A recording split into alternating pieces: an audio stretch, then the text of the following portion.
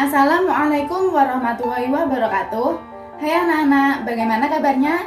Ibu harap kalian senantiasa dalam keadaan sehat walafiat. Alhamdulillahirrabbilalamin, pada hari ini kita masih diberi kesempatan guna menimba ilmu bersama, walaupun masih belum bisa bertatap muka secara langsung. Pada kesempatan yang berbahagia ini, kita akan belajar bersama terkait materi alat-alat bersuci, yang mana materi ini merupakan salah satu materi pada mata pelajaran fikih kelas 7 Madrasah Sanawiyah semester Ganjil. Adapun tujuan pembelajaran kita pada hari ini ialah agar peserta didik mampu untuk menjelaskan terkait definisi bersuci dan membersihkan diri, dasar hukum bersuci, dan juga alat-alat apa saja yang dapat digunakan untuk bersuci. Nah, sebelum kita membahas lebih lanjut terkait alat-alat apa saja sih yang dapat kita gunakan untuk bersuci, maka ada baiknya kita memahami terlebih dahulu makna dari kata bersuci itu sendiri.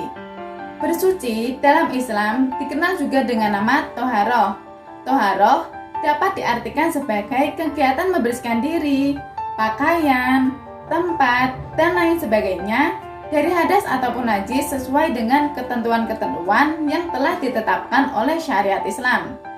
Nah, dengan mendengar dari definisi bersuci itu sendiri, mungkin sebagian dari kita ada yang berpikir bahwa antara bersuci dengan membersihkan diri merupakan suatu aktivitas yang sama. Namun, perlu kita ketahui bersama anak-anak bahwasanya antara membersihkan diri dengan bersuci merupakan aktivitas yang berbeda. Di antara keduanya memiliki persamaan dan juga perbedaan. Perbedaannya ialah terletak pada segi niat dan juga tata cara pelaksanaan itu sendiri. Misalnya saja kita ambil contoh mandi. Mandi ada kalanya disebut dengan membersihkan diri, ada kalanya juga disebut dengan kegiatan bersuci. Nah, kapan mandi tersebut dikatakan sebagai membersihkan diri? Mandi dikatakan membersihkan diri apabila kita mengguyurkan air ke seluruh tubuh dengan sampo, sabun, dan sebagainya dengan rangka kebersihan dan juga kesehatan. Berbeda halnya dengan bersuci. Mandi dapat dikatakan bersuci apabila selain kita membersihkan diri, kita juga menyertakan niat dan juga mengikuti ketentuan-ketentuan yang telah ditetapkan oleh syariat Islam dalam pelaksanaan kegiatan bersuci itu. Nah, perihal bersuci ini merupakan suatu hal yang sangat penting anak-anak. Bahkan, bersuci ini merupakan salah satu penentu apakah amal ibadah yang kita lakukan ini diterima oleh Allah Subhanahu wa taala ataukah tidak. Allah Subhanahu wa taala telah menerangkan perihal bersuci ini dalam berbagai firman-Nya. Salah satunya yaitu dalam Quran surat Al-Baqarah ayat 222 yang berbunyi, A'udzubillahi minasyaitonirrajim, Bismillahirrahmanirrahim. Innallaha yuhibbut tawwabina wa yuhibbul mutatahhirin. Yang mana artinya sesungguhnya Allah menyukai orang-orang yang bertaubat dan orang-orang yang menyucikan diri. Nah, dengan mengetahui hal tersebut, maka kita lanjut ke pembahasan selanjutnya, yaitu terkait alat-alat apa saja yang kita gunakan untuk bersuci. Alat yang bisa digunakan untuk bersuci secara garis besar terbagi menjadi dua, yaitu ada air dan juga benda padat selain air. Kita bahas terlebih dahulu yang pertama, yaitu terkait dengan air. Air ada kalanya bisa kita gunakan untuk bersuci dan ada kalanya juga tidak bisa kita gunakan untuk bersuci. Nah, untuk memahami kapan air itu bisa kita gunakan untuk bersuci dan kapan air itu tidak bisa kita gunakan untuk bersuci, maka terlebih dahulu kita harus memahami berbagai pembagian dari air-air tersebut. Yang pertama yaitu ada yang namanya air mutlak. Air mutlak merupakan air yang suci dan juga menyucikan. Air ini halal untuk diminum dan juga sah ketika kita gunakan untuk bersuci. Contoh dari air ini diantaranya ada air sungai, air sumur, air es, air embun, dan lain sebagainya. Semua contoh air yang telah Ibu sebutkan sebelumnya bisa kita gunakan untuk bersuci selama air tersebut tidak mengalami perubahan, yaitu dari segi rasa, warna, ataupun baunya. Kemudian jenis air yang kedua yaitu ada yang namanya air thohir ghairu mutahhir, yaitu air yang suci namun tidak menyucikan. Air ini pada awalnya merupakan air mutlak. Namun, kemudian air ini bercampur dengan sesuatu atau benda-benda suci lainnya sehingga menyebabkan air ini mengalami perubahan, yaitu dari segi warna, rasa, ataupun baunya. Contoh dari air ini misalnya air es, yang mana air es pada mulanya merupakan air mutlak, kemudian bercampur dengan teh sehingga menjadi air teh dan mengalami perubahan warna. Air tersebut tidak bisa kita gunakan untuk bersuci. Kemudian jenis air yang ketiga yaitu ada yang namanya air mutanajis. Sesuai dengan namanya, air mutanajis merupakan air yang telah terkena najis.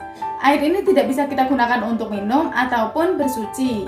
Pada air ini sendiri terbagi menjadi dua kondisi, yaitu yang pertama, air tersebut mencapai volume 2 kula, kemudian tercampur dengan najis ataupun hadas, dan kemudian air tersebut mengalami perubahan, yaitu dari segi rasa, warna, ataupun baunya, maka air ini tergolong menjadi air mutanajis yang tidak bisa kita gunakan untuk bersuci.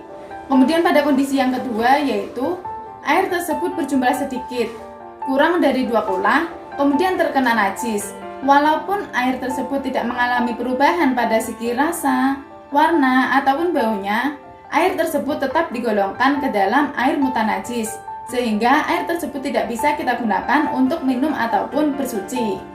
Nah, kemudian jenis air yang keempat, yaitu ada yang namanya air mustakmal. Air mustakmal merupakan air yang jumlahnya kurang dari 2 kula dan juga telah dipakai untuk bersuci sebelumnya. Air ini tidak bisa kita gunakan untuk bersuci. Mengapa? Karena dikhawatirkan pada air tersebut telah bercampur dengan najis ataupun hadas akibat dari perbuatan bersuci kita sebelumnya. Kemudian jenis air yang kelima yaitu ada yang namanya air musyamas. Air musyamas merupakan air yang terkena panas matahari dan disimpan di dalam bejana selain emas dan perak yang memungkinkan untuk terjadinya perkaratan. Nah, air tersebut hukumnya makruh apabila kita gunakan untuk. Kemudian lanjut ke alat selanjutnya yang bisa kita gunakan untuk bersuci, yaitu benda padat selain air. Benda padat selain air ini pada dasarnya tergolong menjadi dua, yaitu ada yang namanya batu dan ada juga benda padat lain selain batu. Kita bahas terlebih dahulu yang pertama yaitu benda padat batu. Batu ini tidak semuanya bisa kita gunakan untuk bersuci. Ada kalanya batu tersebut bisa kita gunakan untuk bersuci dan ada kalanya juga batu tersebut tidak bisa kita gunakan untuk bersuci.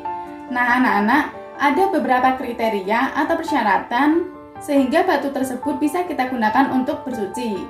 Di antaranya yang pertama yaitu batu tersebut dalam keadaan suci.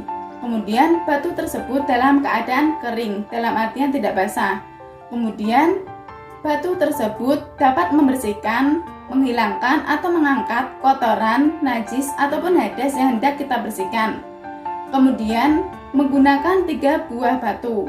Namun dalam hal ini apabila kita tidak bisa menemukan 3 buah batu, kita bisa menggunakan 1 batu, yang mana 1 batu tersebut memiliki 3 bidang sisi.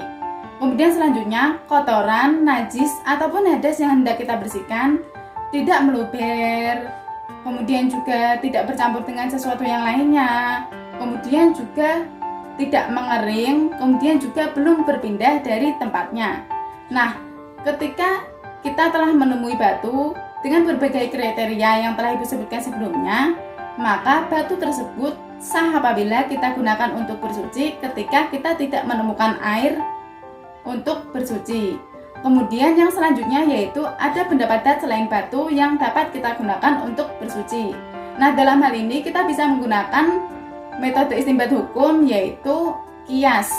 Kias dapat diartikan sebagai mempersamakan suatu permasalahan yang belum ada hukumnya dalam Al-Quran atau Nas dengan segala sesuatu permasalahan yang telah diatur hukumnya dalam Nas Al-Quran. Nah, untuk menentukan apakah benda padat selain batu ini bisa kita gunakan untuk bersuci ataukah tidak, ada beberapa kriteria yang harus dipenuhi, yaitu yang pertama, benda tersebut merupakan benda padat yang suci. Kemudian, benda tersebut merupakan benda padat yang kering. Kemudian, benda padat tersebut diyakini dapat membersihkan, menghilangkan, atau mengangkat kotoran, najis, dan juga hadas yang hendak kita bersihkan. Kemudian kriteria selanjutnya yaitu benda padat tersebut bukan merupakan benda yang dihormati atau sangat dibutuhkan oleh masyarakat, seperti roti tawar, buku, dan sebagainya.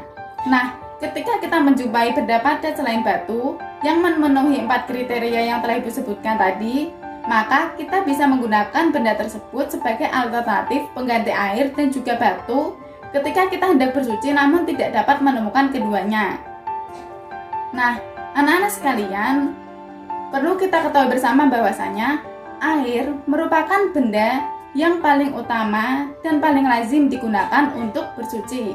Namun, ketika kita tidak bisa menemukan air untuk bersuci, Allah memberikan kemurahannya, yaitu dengan kita diperbolehkan menggunakan benda lain selain air, yaitu dengan menggunakan batu dan juga benda-benda lain selain batu. Nah, anak-anak sekalian, karena kita telah mengetahui bahwasanya air merupakan suatu hal yang sangat penting bagi manusia. Tidak hanya manusia, namun juga mencakup ekosistem lainnya.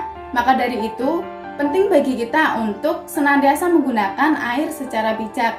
Karena ketika dunia mengalami krisis air, maka jatuhnya tidak hanya berdampak pada manusia, tetapi juga berdampak pada ekosistem lainnya. Mungkin cukup sekian yang dapat Ibu sampaikan pada pertemuan kita kali ini. Kurang lebihnya Ibu mohon maaf. Wabillahi taufiq wal hidayah. Wassalamualaikum warahmatullahi wabarakatuh.